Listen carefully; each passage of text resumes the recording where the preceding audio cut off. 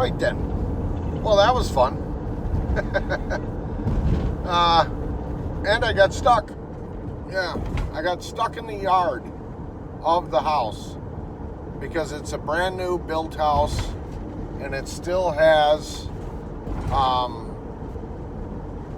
basically no driveway up to the house put in. So I was driving across the yard, the lawn.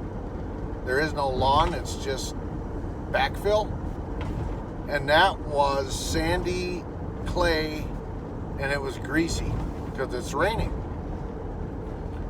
So when I tried to leave, I was trying to go up a slight incline to get out of the yard to drop back down to the 2-track. And oh yeah, tires were just spinning. There's no knobby traction on these tires left. They're pretty much bald. So if I get stuck in something like that, which was compacted dirt, just think of how bad it's going to be in the winter if I don't get tires on this thing. So they better not fight me on tires. That's all I got to say. I'm going to make the garage, when I go in, I'm going to time out that last oil change. I'm going to ride it out right up until about November when the black ice starts to show up on the roads. And then I'll take it in for the oil change and I'll have the mechanic shop condemn the tires. Say that the tires are not DOT compliant and that'll force them to put tires on it. That's the trick I've been doing the last 3-4 years.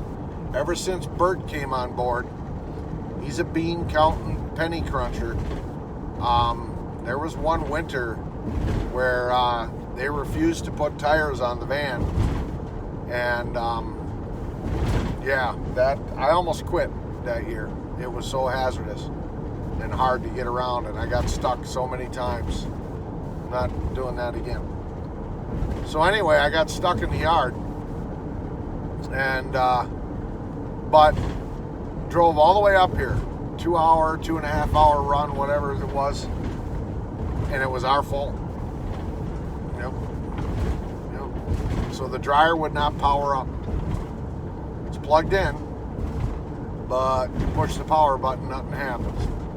So I used my non-contact voltage tester, and yes, there was power in the power cord.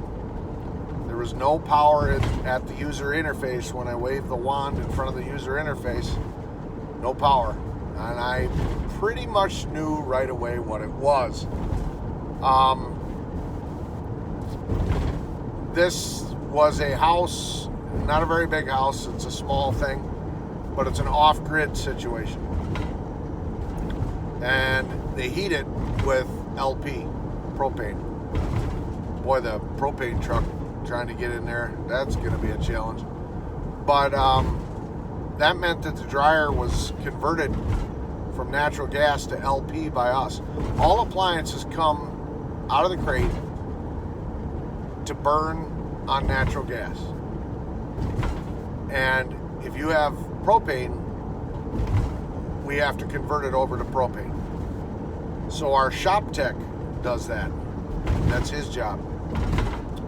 Order comes in for an appliance, in this case a Whirlpool dryer.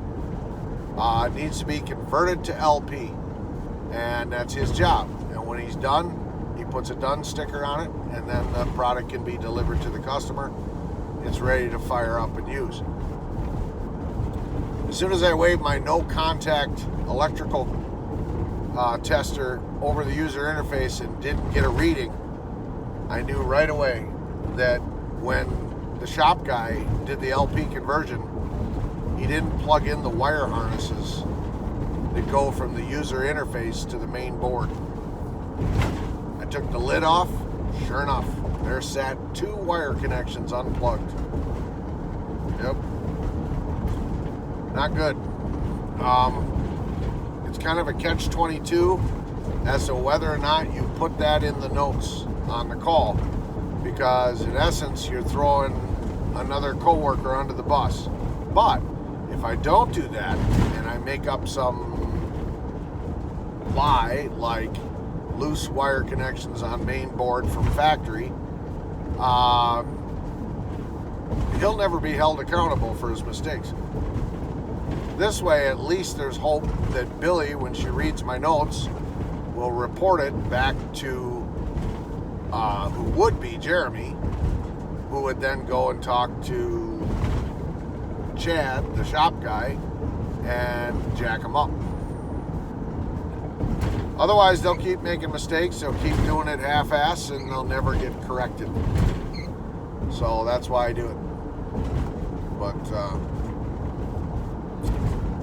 it also is a case where you never want to tell the customer, oh yeah, our shop guy, he didn't plug in the wires when he did the LP conversion, because that makes us look like a shoddy operation, right? Right. So you got to be careful on how you word it. Yep. So I didn't tell the customer that's what happened. I told the customer, even prior to tearing into the unit, I hinted to the customer that sometimes the wire connections come loose on the boards during transit, especially on a bone-rattling 2-track like this. I said something could have come loose during the delivery process. So after I found what I found, and I put in my notes what really happened that the customer won't see, I went and told the customer, yeah, I was right. Some wire connections came loose during delivery. It's all good. It's running. So that's how you CYA on that. But yeah, so I got stuck in the yard. They had to push me. First we were going to hook a strap on. I wasn't strap on. That's what I need. Because my shit doesn't work anymore. I digress. Anyway, we're going to put a tow strap on the vehicle, but I don't have any pick points on this vehicle. Any snag hooks hanging out the front bumper or the back bumper to hook onto.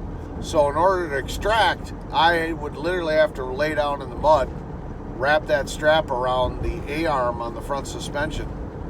And yeah, I'm not doing that. So I suggested, since I didn't stand on the gas and dig a hole and bury myself, I was just spinning on loose, greasy clay.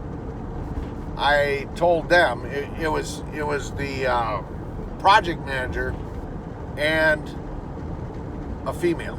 I don't know if it's his girlfriend or a co-worker that he was training or what, office manager, I don't know.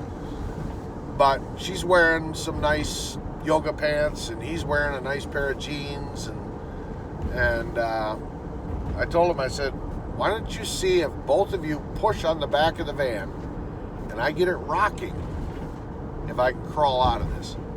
So that's what they did, and I'm looking in my mirror and the tires are breaking loose and spinning, and it's slinging glops of mud all over Mario. So he probably wasn't happy. But I got out. They pushed and I got out.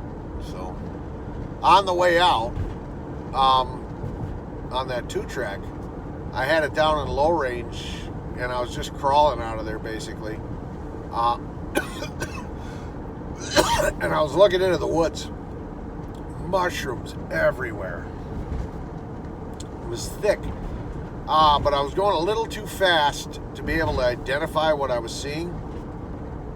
So if there would have been something like yellow chanterelles or something, I was going a little too quickly to identify. Plus, they were still back at the house locking things up, and they were going to be right on my heels. And I didn't want to have the van sitting in the middle of the trail, and I'm off in the woods picking mushrooms. So I didn't do anything. But Scrunchy would have been in heaven. That road right there going into that cabin would have been the perfect road to walk now in the fall and mushroom hunting, because they were on the sides of the road. This is raw wilderness up here. Yeah, this hasn't been molested. This hasn't been messed with. So that was raw virgin woods, and there was mushrooms all over. Yeah, it was pretty cool. Right away I thought of Scrunch. So yep, so now's the time for us to go. So I'm hoping we keep doing that. Like I said, I'm gonna try to get my dad to come up the last week of September, and that will allow. I'm hoping by then, because the leaves on the trees are already starting to change color. We've had a couple of cold enough nights to trigger that. So I'm hoping by the end of September, first week of October, we will be pretty close to peak color. And I want my dad to get to experience that. And Scrunch, myself, and my dad will go out to the woods somewhere and do some mushroom hunting. So, because he enjoys that sort of thing as well.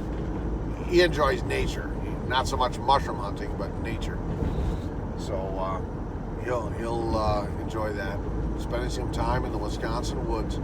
So, which are totally different than anything in Florida.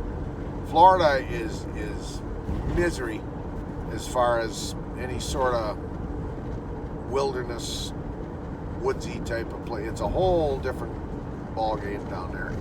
I don't like it. But so yeah, that's just a Humpday update. Now we're heading to my second call. GPS says 2 hours and 17 minutes. Yep, one way to get there. So we'll knock that one out, and then I'm done for the day, and I can go home. So talk to you soon.